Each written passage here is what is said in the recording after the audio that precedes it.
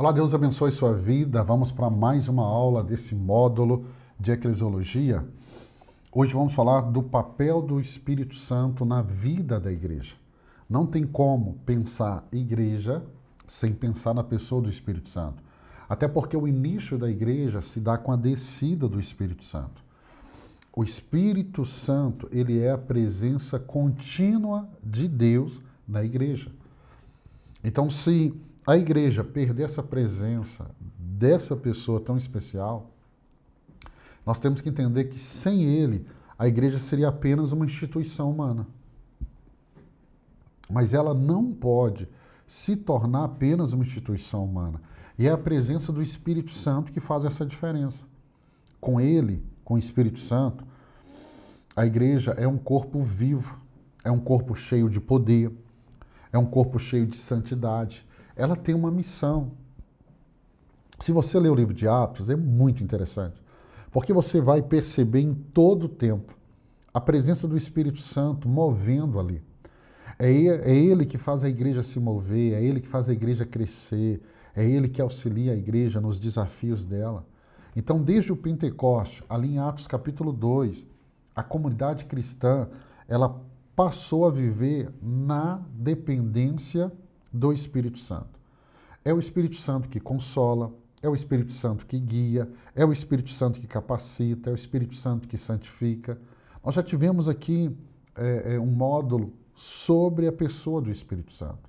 Agora eu quero te chamar a atenção da atuação dele, desse Espírito, na igreja.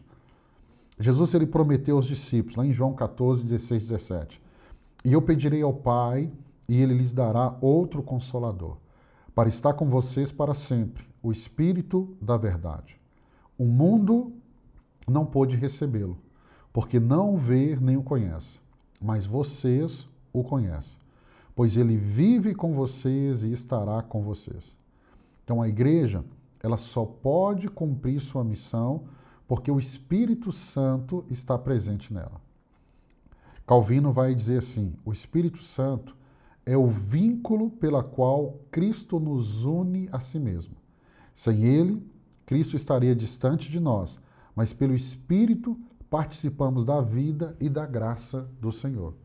Então entenda, é por meio do Espírito Santo que nascemos de novo, ou seja, nós só nos tornamos parte da família de Deus. Lembra da aula de ontem? Nós só nos tornamos parte do corpo, nós só nos tornamos templo por causa do Espírito Santo. E aqui você já percebe, não tem como pensar em igreja sem a pessoa do Espírito Santo. Olha o que eu escrevi no livro Uma Nação de Profetas. Sem o Espírito, a igreja não tem voz. O Espírito é a respiração profética que mantém viva a chama do testemunho. Então não tem como eu pensar igreja sem a pessoa do Espírito Santo. Sem o Espírito Santo, a igreja se torna uma instituição. Apenas isso, uma instituição. Apenas isso. O Espírito Santo, vamos pensar na pessoa do Espírito Santo e te lembrar. Ele é o nosso consolador, ele é o nosso guia. Quando o Espírito Santo é chamado de Paráclito, ali em João capítulo 14, verso 26, mas o Consolador, ou seja, o Paráclito, Consolador, Ajudador, Jesus disse: mas o Consolador, o Espírito Santo, que o Pai enviará em meu nome, ensinará a vocês todas as coisas e lhe fará lembrar tudo o que eu lhe disser. O que Jesus está dizendo é que o Espírito Santo, ele conforta os crentes. Conforta quando? Em todas as situações, nas tribulações, no momento de luto.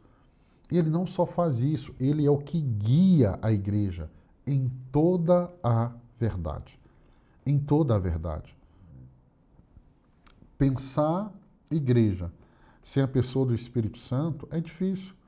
Por que a igreja, nesses 2000 anos, ela passou por perseguições duríssimas do Império Romano? Ela tem vivido momentos de perseguições assim terríveis nos dias atuais. Meus irmãos, eu tive o privilégio de estar ali no Paquistão, com a igreja sofredora. Se você vê a alegria dos irmãos, se tem uma cena que não sai da minha cabeça, é no culto de domingo, nós chegando na igreja e passarmos assim, é um beco para chegar até na igreja. Eles celebrando, dançando, jogando pétalas de flores. Eu nunca recebi tantas flores na minha vida. E são irmãos que estão sendo mortos, perseguidos, vivem ali no Paquistão, à margem da sociedade, simplesmente pelo fato de serem cristãos. E aí você percebe a alegria. Aí esse ano eu fui ali para o Malawi com uma equipe. Irmãos que não têm nada, mas você vê a alegria. Você percebe que isso é impossível se não tiver o Espírito Santo. A igreja suportou essa perseguição porque ela sempre teve o Consolador, aquele que a sustentou, aquele que a guiou, aquele que a consolou nos momentos das grandes tribulações. Então o Espírito Santo é presença, é direção, é ensino, e isso contínuo na vida da igreja. Se a igreja perdeu o Espírito Santo, ela perdeu tudo. Tudo, tudo, tudo. O Espírito Santo é aquele que dá dons espirituais. Pastor, eu queria aprender muito mais sobre o Espírito Santo. Nós já gravamos um módulo. Volta aí e você vai pegar esse módulo do Espírito Santo. Ele dá dons espirituais. Vamos entender isso de forma muito simples na questão da eclesiologia. O Espírito Santo, ele distribui dons com um propósito. Qual que é o propósito? A edificação da igreja.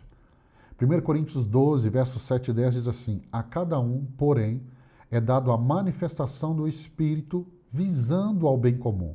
Pelo Espírito, a um é dado a palavra de sabedoria, a outro a palavra de conhecimento, a outro fé, a outro dons de curar, a outro poder para operar milagres, a outro profecia, a outro discernimento de espírito, a outro variedade de línguas e ainda a outro interpretação de línguas.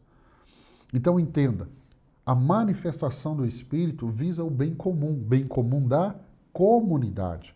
Não é o bem comum do indivíduo, é o bem comum da comunidade, da igreja. Então o Espírito Santo, ele distribui dons para edificação da igreja, do corpo. Nunca foi para trabalhar no indivíduo, é na comunidade. Wayne Grudem vai explicar assim: os dons espirituais são manifestações da graça de Deus para o benefício da comunidade. Eles não são dados para exaltação pessoal, mas eles são dados para o serviço do corpo de Cristo. Então, por que os dons vêm?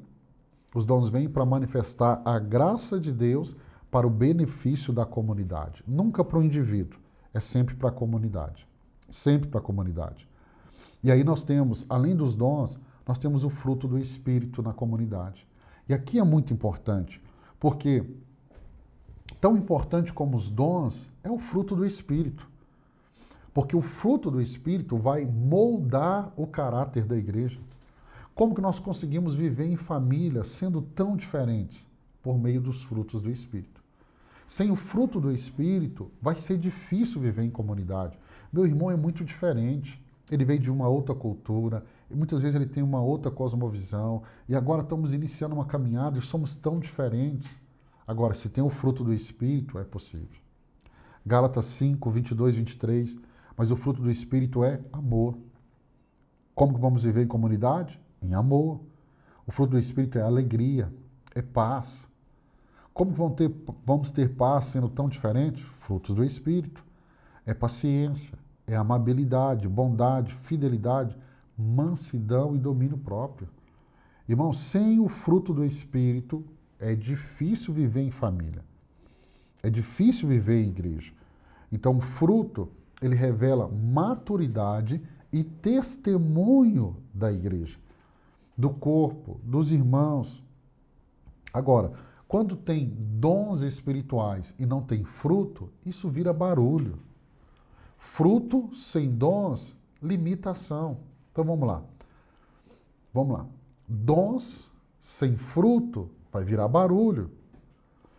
Fruto sem dons, limitação. A igreja precisa de ambos. Ela precisa do fruto do Espírito e ela precisa dos dons espirituais. Se o Espírito Santo está atuando em nós, ele não está dando só dons, ele está dando fruto. Não é só fruto, ele está dando dons. E é nessa junção de dons e frutos, frutos e dons, que a igreja consegue cumprir o seu papel. O Espírito Santo também ele tem uma função muito grande na unidade. O Espírito é o vínculo da unidade cristã. Paulo afirma assim: façam todo o esforço para conservar a unidade do Espírito pelo vínculo da paz. Efésios capítulo 4, verso 3. Então, a unidade, ela não é criada por nós, mas ela é preservada pelo Espírito em meio às diferenças. No livro A Igreja que Jesus Sonhou, eu escrevi assim: a verdadeira unidade da igreja não vem de acordos humanos, mas da presença do Espírito que transforma corações e reconcilia diferenças. Então vamos entender. O Espírito também como força missionária. Leia o livro de Atos, porque você vai ver a expansão da igreja, a obra missionária, a igreja alcançando Jerusalém, Judéia, Samaria, até os confins da terra. Isso vai acontecer pela obra do Espírito Santo. Então, desde Atos capítulo 1, verso 8, nós vamos entender que a missão da igreja, ela depende do Espírito Santo.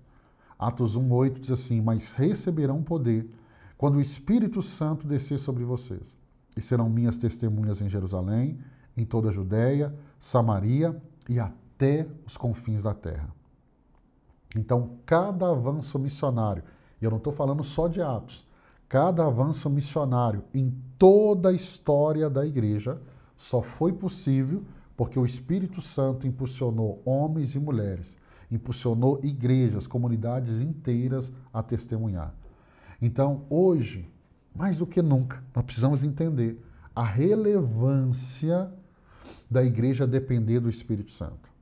Ele não é apenas doutrina, mas ele é presença viva que consola. Ele não é apenas aquele que guia, mas ele também capacita e envia.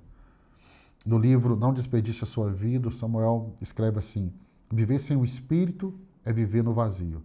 Não desperdice a sua vida tentando produzir sozinho o que só o Espírito Santo pode gerar.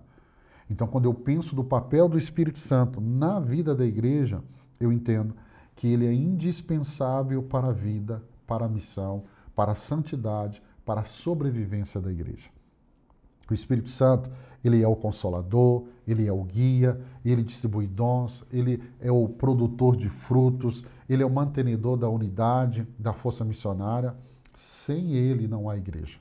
Então ele consola, guia, dá dons espirituais, produz fruto de caráter, mantém a unidade do corpo, capacita a missão da igreja. Ele é indispensável hoje para a igreja. Eu quero terminar com essa frase: a igreja só é viva porque o Espírito Santo habita nela. Ele é a respiração de Deus, o poder da missão e o vínculo da comunhão. Então, quero deixar um conselho para você. Não tente ser igreja sem a pessoa do Espírito Santo. A igreja depende 100% da pessoa do Espírito Santo. Quero abençoar a sua vida. Deus abençoe a sua vida. Amanhã nós estaremos juntos aqui para mais uma aula. E a aula de amanhã é muito interessante. Eu vou falar sobre a autoridade da igreja. Deus te abençoe. Eu te encontro aqui amanhã.